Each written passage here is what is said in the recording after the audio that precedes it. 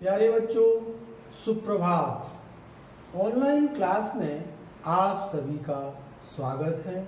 मैं हरिश्चंद्र सिंह, कक्षा 10, विषय विज्ञान, अध्याय विद्युत। इस अध्याय को अध्ययन कराने के लिए आज मैं तृतीय कक्षा में उपस्थित हूँ। इससे पूर्व हमने इस पिछली कक्षा में आपको विभवांतर, विभव, प्रतिरोधों का संयोजन जिसमें श्रेणी क्रम तथा ओम के नियम की चर्चा की थी और हमने आपसे कहा था कि कुछ शिक्षण बिंदुओं को स्वाध्याय करके आएंगे। वो शिक्षण बिंदु हमने आपको बताए थे। क्या? प्रतिरोधों का पार्श्व क्रम में संयोजन, प्रतिरोधों का पार्श्व क्रम में संयोजन, विद्युत शक्ति, विद्युत धारा के तापीय प्रभाव, ये शिक्षण बिंदु हमने लिए हैं। इन्हीं के लिए हमने आपसे कहा था कि इन बिंदुओं का स्वाध्याय करके आएंगे। आज हम अध्याय की शुरुआत इन्हीं शिक्षण बिंदुओं से करने जा रहे हैं। हम शिक्षण बिंदु की ओर चलते हैं। पार्श्व क्रम में प्रतिरोधों का संयोजन। पार्श्व क्रम में प्रतिरोधों को संयोजित कैसे करते हैं, जोड़ते कैसे हैं, उस विधि को हमने यहाँ पर चित्र परिपथ बनाया है। परिपथ में आप देख रहे हैं पार्श्व क्रम में प्रतिरोधों को R1 को A से जोड़ा है, R2 को भी A से जोड़ा है, R3 को भी A से जोड़ा है। अर्थात A से B बिंदु तक प्रतिरोध हैं R1, R2, R3, ये प्रतिरोध हैं और तीनों ही प्रतिरोध बिंदु एक से ही जुड़े हैं। जिस बिंदु को हमने दिखाया है A बिंदु, अर्थात R1 का प्रथम सिरा A से जुड़ा है, R2 प्रतिरोध का सिरा A से जुड़ा है, R3 प्रतिरोध का सिरा A से जुड़ा है। अर्थात तीनों प्रतिरोध एक ही सिरे से जुड़े हैं। अर्थात यहाँ पर इस परिपथ में, पार्श्व परिपथ में विभवांतर का मान भी समान होगा।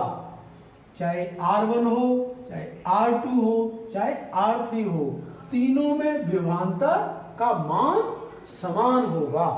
अर्थात A बिंदु से B बिंदु तक परिपथ में विभवांतर का मान समान होगा।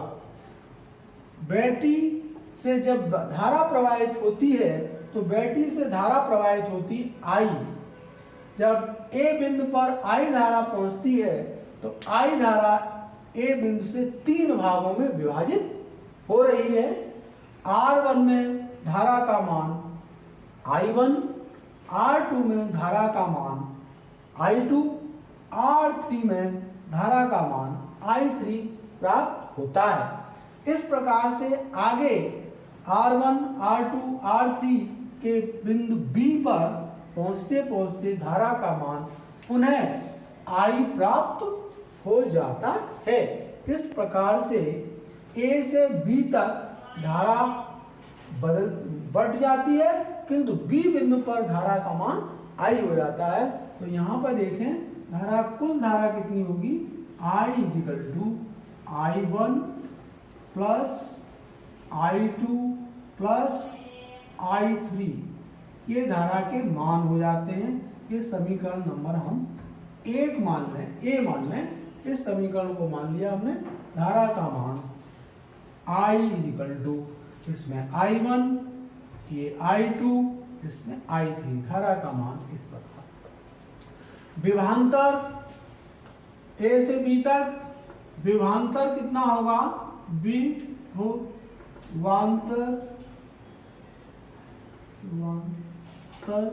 का मान सभी में V होगा। ओम के अनुसार ओम का नियम क्या है, V =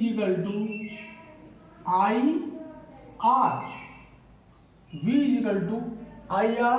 इसको समीकरण नंबर 2 दे दें, V दे दें। चलिए V दे दें। यहां से हम I का मान निकाल सकते हैं। I = V/R। ये I का मान V/R।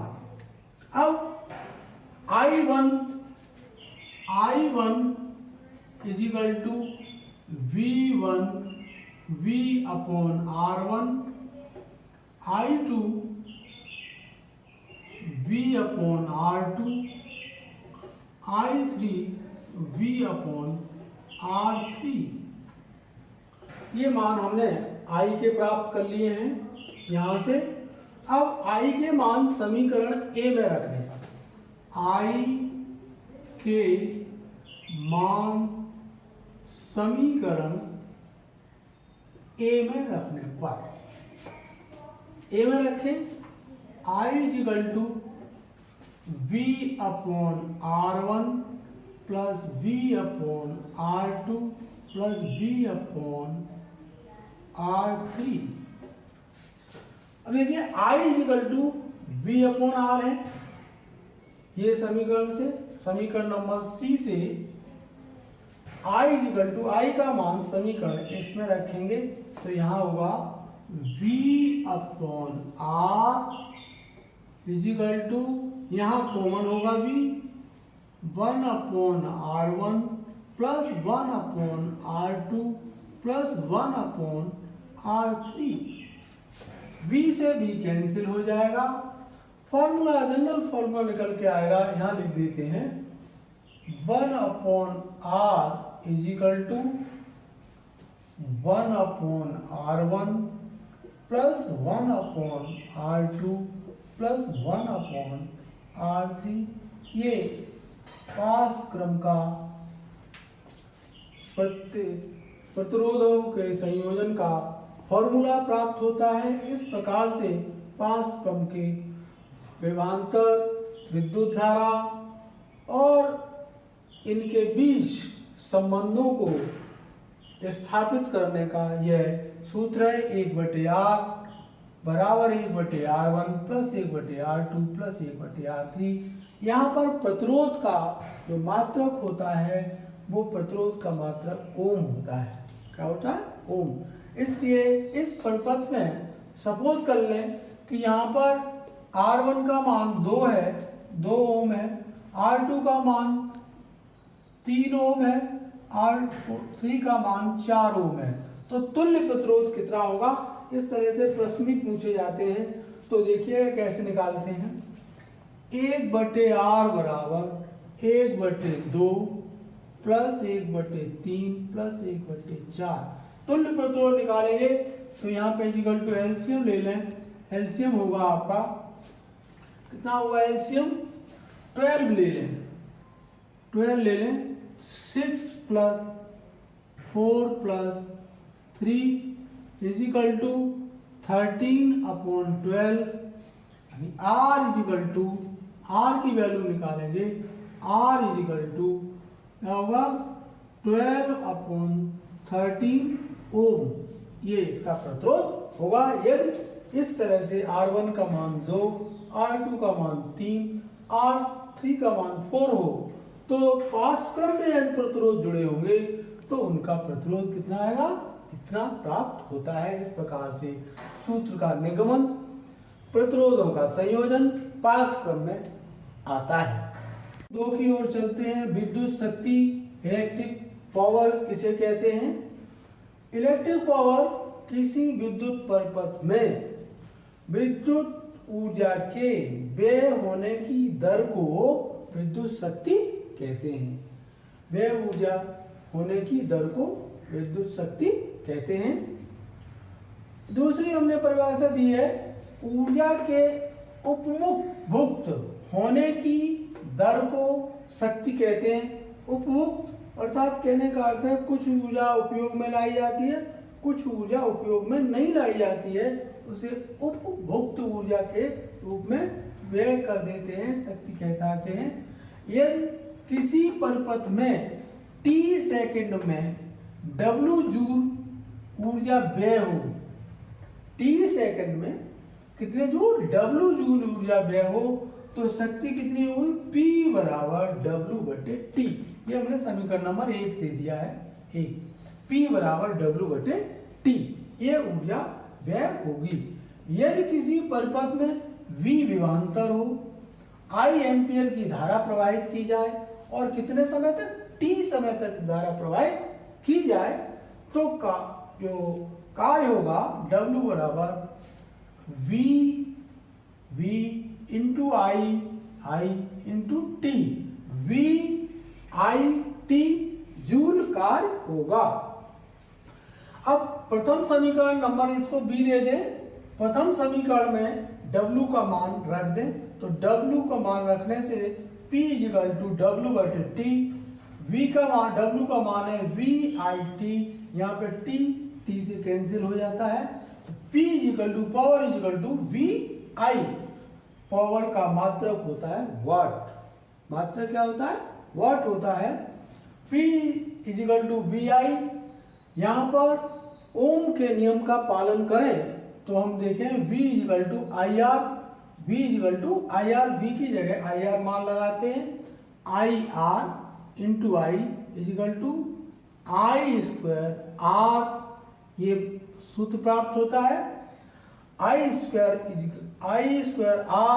P I की जगह V/R, I की जगह रख दें V/R, इस समीकरण में रख दें तो ये होता है V², I² की जगह V²/R² इंटू R, एक R से ये R कैंसिल हो जाएगी, P V², यहाँ V² है upon R, P V²/R, P का मात्रक वाट होता है, यह विद्युत शक्ति का सूत्र है। नंबर 3, विद्युत धारा का तापीय प्रभाव। विद्युत धारा का तापीय प्रभाव या ऊष्मीय प्रभाव क्या होता है? विद्युत स्रोत की ऊर्जा का कुछ भाग उपयोगी कार्यों में व्यय होता है, स्रोत की शेष ऊर्जा ऊष्मा के रूप में व्यय होती है। अर्थात विद्युत स्रोत से जो ऊर्जा प्राप्त होती है वो कुछ कार्यों में तो व्यय हो जाती है, शेष कार्यों में व्यय नहीं होती, अर्थात उसका उपयोग नहीं हो पाता है। वो उपकरणों को क्या करती है, वो ऊष्मा दे देती है, उसमें उसकी ह्रास हो जाता है, व्यय हो जाती है ऊष्मा। अर्थात विद्युत स्रोत की ऊर्जा का कुछ भाग ही उपयोगी कार्यों में व्यय होता है। स्रोत की शेष ऊर्जा ऊष्मा के रूप में व्यय हो जाती है। किसी वस्तु को गर्म करने में वो ऊर्जा व्यय हो जाती है। जो उपकरण के ताप में वृद्धि करती है, जो उपकरण होता है उसको ताप में वृद्धि करती है, इसे विद्युत का तापीय प्रभाव कहते हैं। अर्थात विद्युत धारा का तापीय प्रभाव वो है कि विद्युत स्रोतों की ऊर्जा का कुछ भाग ही उपयोगी रहता है और अधिकांश भाग उसको ऊष्मा देने में खर्च हो जाता है। इसे विद्युत का तापीय प्रभाव कहते हैं। इसका उपयोग आप दैनिक जीवन में देखते भी हैं। विद्युत हीटर को जब उपयोग में लाते हैं तो बहुत समय तक उसको जलने देते हैं, जिससे उसकी ऊष्मा जो उपयोग में लाते हैं वो ऊष्मा अलग हो जाती है। उसको तो प्रयोग में कर लेते हैं, लेकिन बहुत सारी ऊष्मा वो उसके ताप में वृद्धि के कारण ही नष्ट हो जाती है, उसका उपयोग में नहीं लाया जा सकता है। ऐसे ही हम देखें विद्युत की इस्त्री, जो जिससे आप कपड़ों पे प्रेस करते हैं तो बहुत सारी ऊष्मा उसको क्या गर्म करने में चली जाती है, वस्तुओं को गर्म, उसको प्रेस को गर्म करने में चली जाती है, उसका उपयोग हो ही नहीं पाता है। तो ऊष्मा का, ऊर्जा का कुछ भाग ही हम प्रयोग में ला पाते हैं और बहुत सारा भाग उसमें उपकरण को या जो यंत्र होते हैं उनको गर्म करने में ऊष्मा खर्च हो जाती है।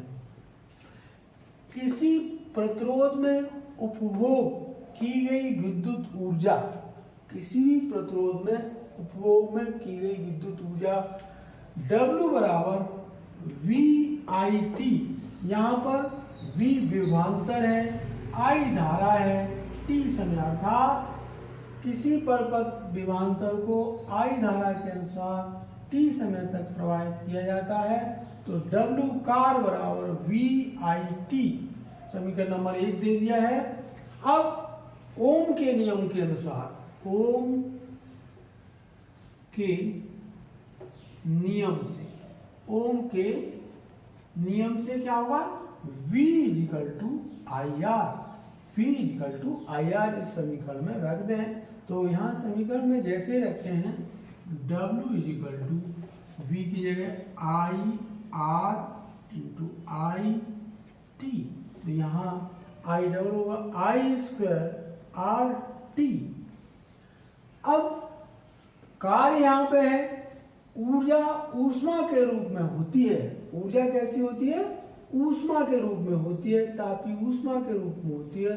तो W को किस में कन्वर्ट कर दें, हीट, ऊष्मा, W बराबर H, ये ऊष्मा होगी। अर्थात समीकरण हो जाएगा H is equal to I square RT, जहां पर I धारा है, R प्रतिरोध है और T समय है। इस प्रकार से ऊष्मा इसकी प्राप्त हो जाती है।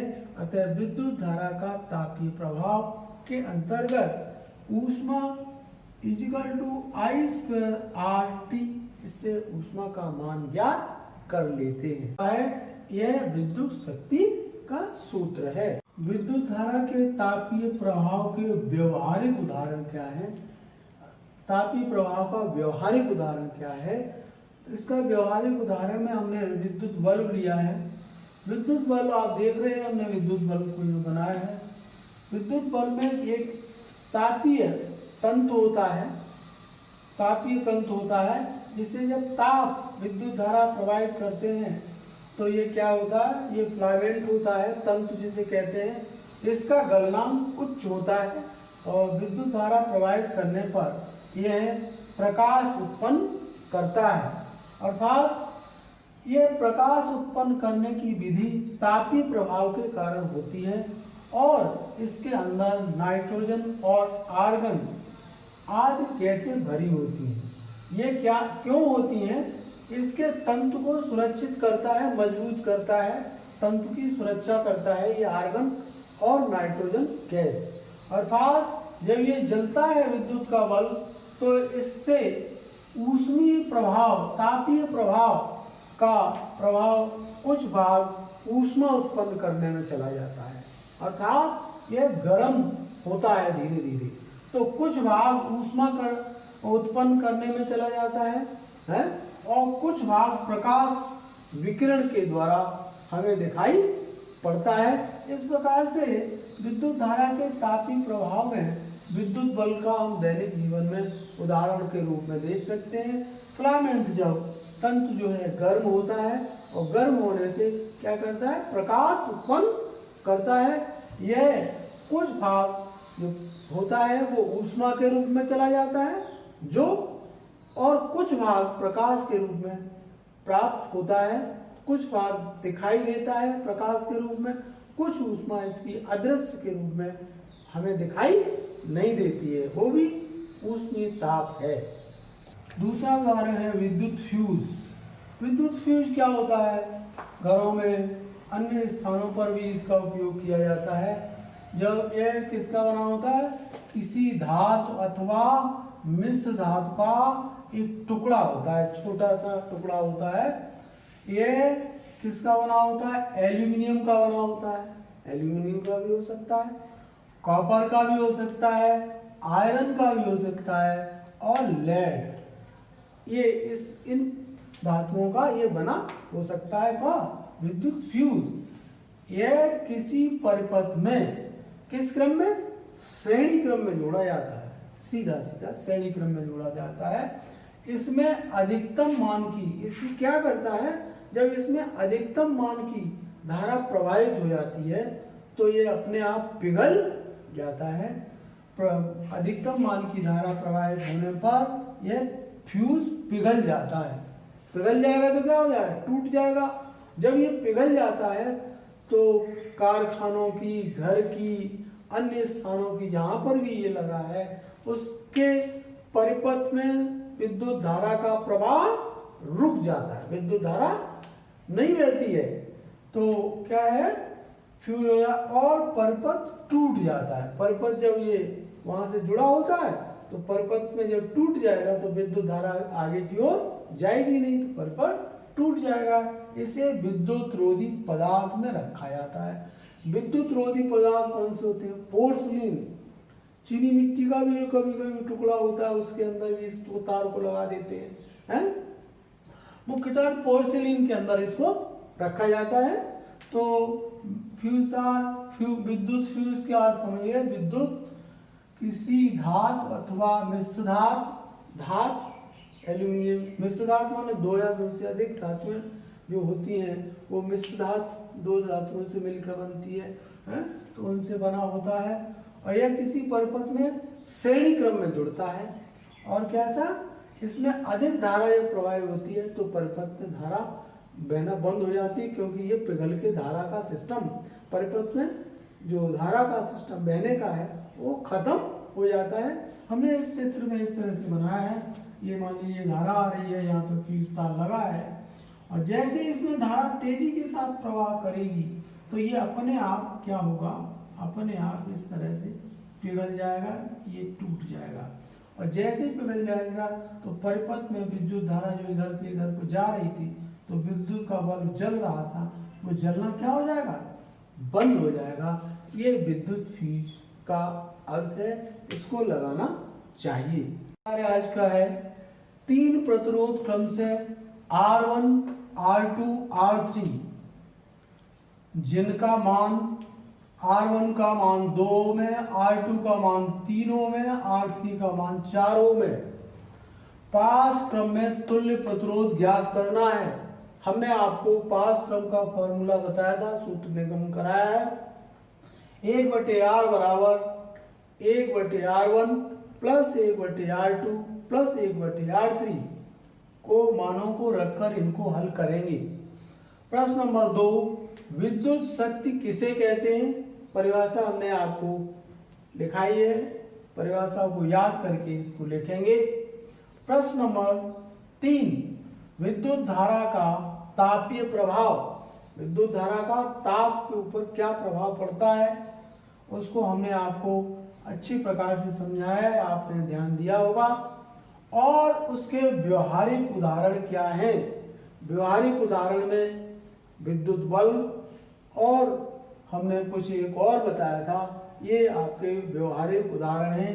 इनको आप पढ़ेंगे और उनके व्यवहारिक उदाहरणों को आप लिखेंगे कि ये क्यों है व्यवहारिक उदाहरण। इससे फ्यूज बताया था, उसको आप करेंगे। आज इस अध्याय के अंत में आपको कुछ की पॉइंट्स बताएंगे। उन की पॉइंट्सों के आधार पर इस अध्याय का आप अच्छी तरह से अध्ययन करेंगे। पहला की पॉइंट है विद्युत धारा। विद्युत धारा क्या है एवं इसका मात्रक। आपको याद होगा विद्युत धारा क्या है? आवेश प्रवाह की दर को विद्युत धारा कहते हैं और इसका मात्रक एम्पियर होता है। नंबर 2, आवेश कितने प्रकार के होते हैं? कितने प्रकार के होते हैं? आवेश 2 प्रकार के हमने बताए थे, धन आवेश और ऋण आवेश है। प्रतिरोध,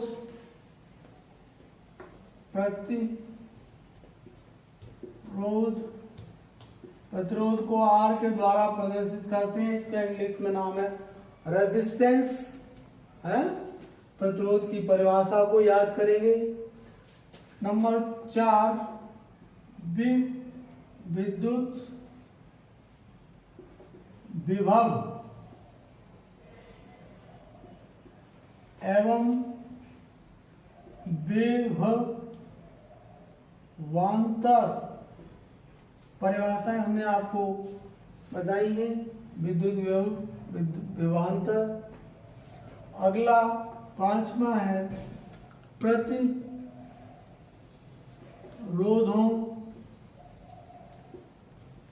का संयोजन। प्रतिरोधों का संयोजन दो प्रकार का है श्रेणी क्रम में, जिसका सूत्र R बराबर R1 plus R2 plus R3। अभी बताया पास क्रम का सूत्र 1/R बराबर 1/R1 plus 1/R2 plus 1/R3। इस तरह से इस पर प्रश्न भी हल कर सकते हैं। अगला बिंदु है 6, ऊष्मीय प्रभाव। विद्युत धारा का ऊष्मीय प्रभाव। विद्युत धारा का ऊष्मीय, तापीय भी कह सकते हैं, तापीय प्रभाव एवं इसके व्यवहारिक उदाहरण क्या हैं। अभी आपको हमने बताए थे व्यवहारिक उदाहरण, ये व्यवहारिक उदाहरण, ये इसके की पॉइंट्स हैं।